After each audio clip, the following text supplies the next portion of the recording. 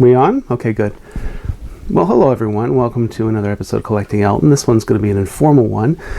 Just a few housekeeping items. First, Merry Christmas. Happy Festivus. Happy Hanukkah. Happy Kwanzaa. Happy Holidays. Happy New Year. Today is the 23rd of December, so hopefully you'll be seeing this on or very near Christmas. Before I get going, I just want to give a shout out to, I was going to say it's a new YouTube channel. I don't think the channel itself is that new, but its proprietor has very recently begun making very short videos presenting to viewers parts of his Elton John record collection. The channel's name is Hercules Studios V2, and I'm going to put a link to that in the video description for this video. So please check it out. He does a video every day, a little video. My schedule is such that I can only sort of watch them every few days, but I think it's great. Anyway, so in this video, over the past several months, I've acquired a few Elton goodies that I have not yet presented on camera, made part of other videos, so I just thought since it's year's end, I'd go through those and show them to you. Now, these don't include items that people sent to me as gifts. I'm planning a separate video about that maybe next week. I have next week off, so I'm looking forward to that. I've cataloged them, but I have not cleaned them. So, you know, when I pull records out and things like that, they're gonna be dirty, dusty records, but I think we'll live. And this is just random order. Oh, this one's got fingerprints all over it. This is I was excited to get this.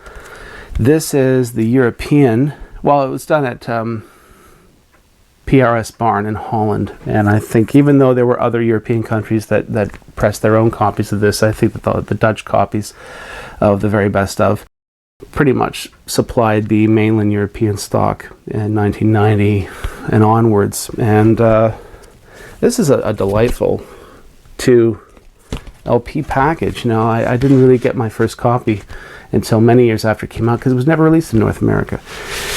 Already I've noticed a few differences between this Dutch Rocket copy and the UK one that I have. For instance, well, the labels are exactly the same and the track listing is exactly the same, but the inners are matte paper. They're custom inners, but the inners are matte paper rather than semi-gloss coated cardstock. And one day I'd like to have the 2012 actually. There was a Back to Black reissue for this in overseas, the UK and Europe, and I don't have one of those, and one day I'll get one. Very best of Elton John. Next one is a copy of Too Low for Zero, and you might notice right away that the graphics and text are rather large for the 12 inch by 12 inch format. Looks almost like they took a CD cover, because this is kind of more the scale that we're used to with the CD versions. But no, this is an original 1983 Mexican Rocket copy of Too Low. And I have some Mexican singles from the 70s, but I don't have any Mexican Elton vinyl after the mid-70s, and until now, that is. So this I got from the same seller I got the very best of from. It was a seller in Sweden, and so I haven't played any of these yet, really, because I haven't cleaned them. But nice to have that. Next is album of the year 1979. Just kidding. This is Victim of Love. I think this is it was listed as a Scandinavian copy, but I think I determined that it was specifically Norwegian. Should have the runout code 710. Yeah, there it is. Has a runout code 710, which was Polygram's facility in Oslo. I think it was Oslo. Very thin cover, but has a high gloss to it, which I like. Former owner's name on the nose. I'm seeing that more and more. I gotta start paying more money for some of these things, and maybe I'd get, because on Discogs, VG Plus used to, mean a lot better condition than it means now. Next one I got from a fellow collector, my friend Gordon in Winnipeg. Hello, Gordon. How are you? Merry Christmas. I bought a copy of Caribou a UK copy of Caribou from him, which he gave me for a good price, and I'm about to show it to you shortly, but this he threw in just kind of for free. And we'll take it out of the sleeve.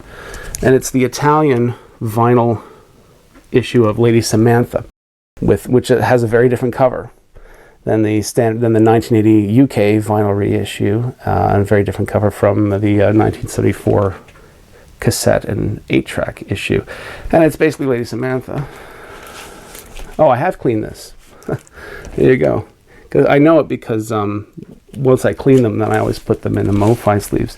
So the DJM symbol appears on the sleeve and the label, but it looks like it was a sort of co-release with Record Bazaar, which I think was kind of like a budget label in Italy. I also wanted to show you when Gordon sent this and the copy of Caribou, he included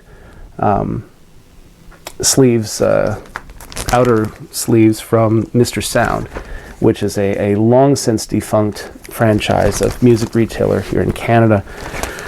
I forget when they started, but by the 80s, like a lot of the music franchises here in Canada had gone to mall format, that kind of thing. And I do remember seeing a few Mr. Sounds when I was a kid.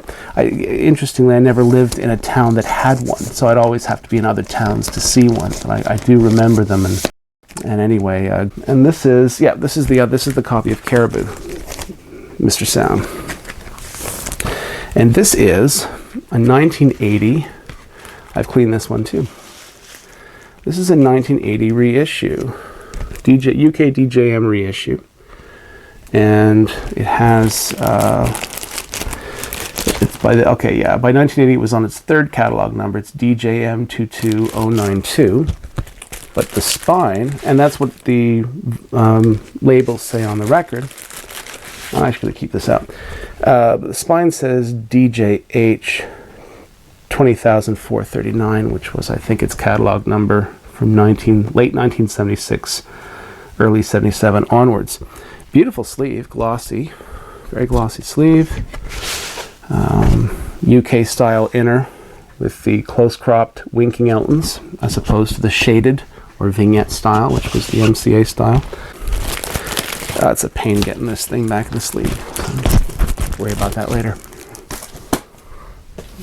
Another copy of Caribou, very glossy sleeve. Yeah, inner, but it's a matte paper inner. It's not cardstock. I haven't cleaned this. This I got from that seller in Sweden. Looking for the runout code. I think this is this is Swedish DJM. Nice. This is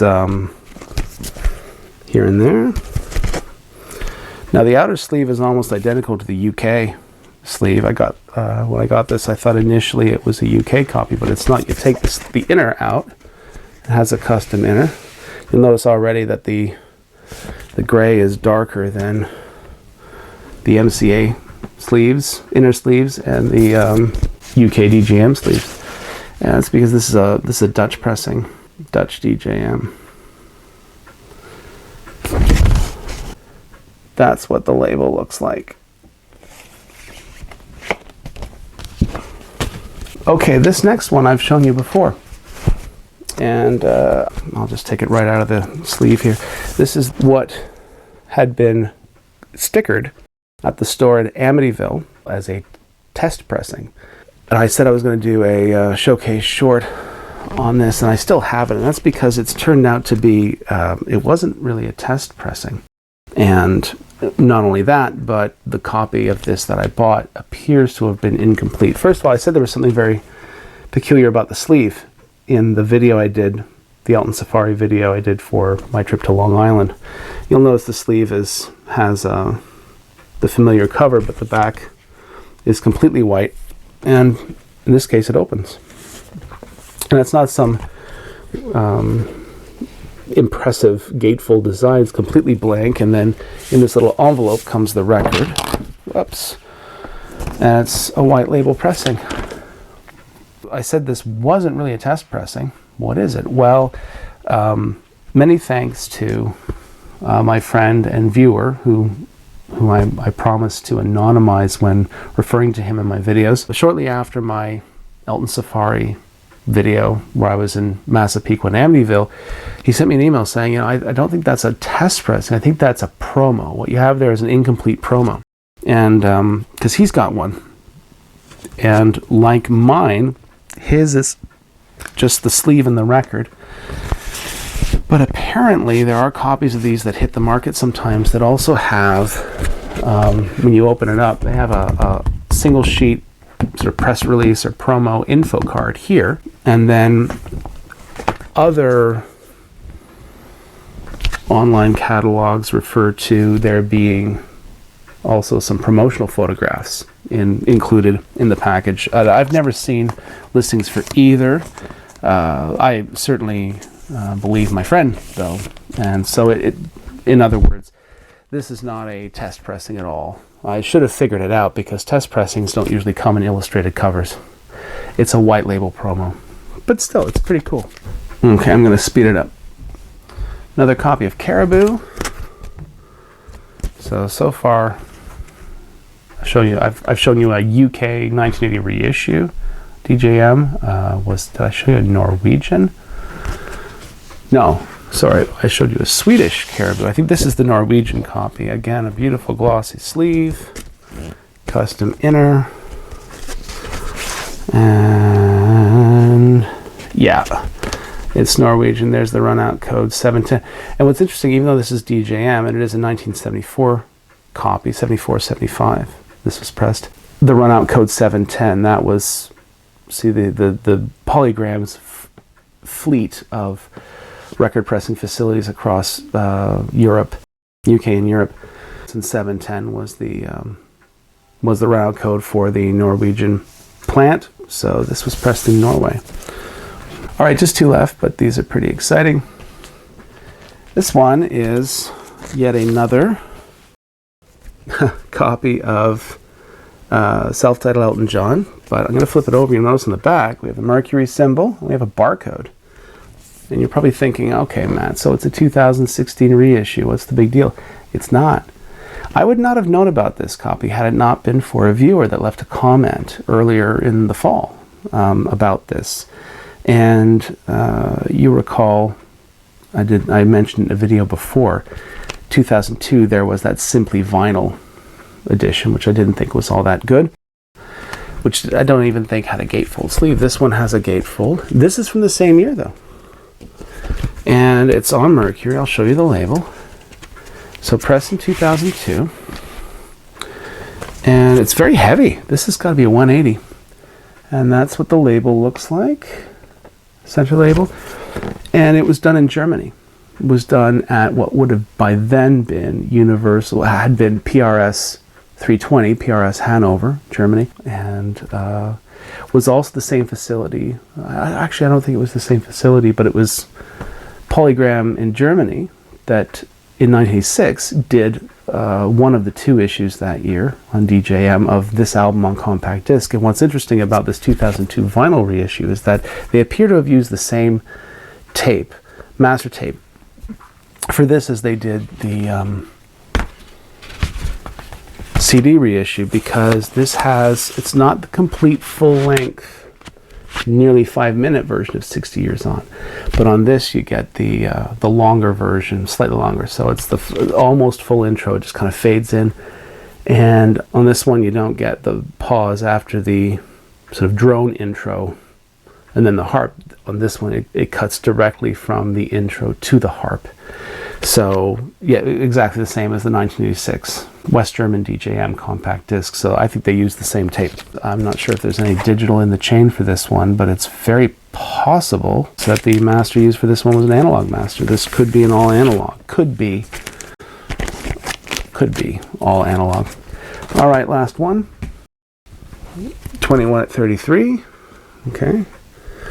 And this one has a different inner rather than being the custom illustrated inner with the two similar images. The inner for this one is just a matte paper inner, but it's got the lyrics on it. And I'm thinking, oh, okay. So they didn't do a lyric sheet. They, for this one, they put the lyrics on the inner bag. Very interesting. What about the illustrations from the custom inner just about everywhere else? Well, that's the beauty of this one. This is a Norwegian rocket copy, and it's a gatefold. Isn't that neat? I've actually known about this version for a long time. I just took me a long time to find a copy in decent shape. I think the better way to go if you're going to do a gatefold 21 or 33 is to keep the illustrated custom inner that you see in all other vinyl versions from the same period and put the lyrics on the gatefold. That probably would have been the better strategy. I don't know. Anyway, the spine is a little worse for wear. That's too bad. But I'm happy to have it. I'll be able to follow up in future videos on the sound quality of some of these that I haven't yet played. Anyway, in the meantime, thanks again for watching. Please click like on the video. It helps me out a lot. Please consider subscribing if you haven't already. And of course, as always, thank you to those viewers who have already subscribed. I really appreciate it. And until next time.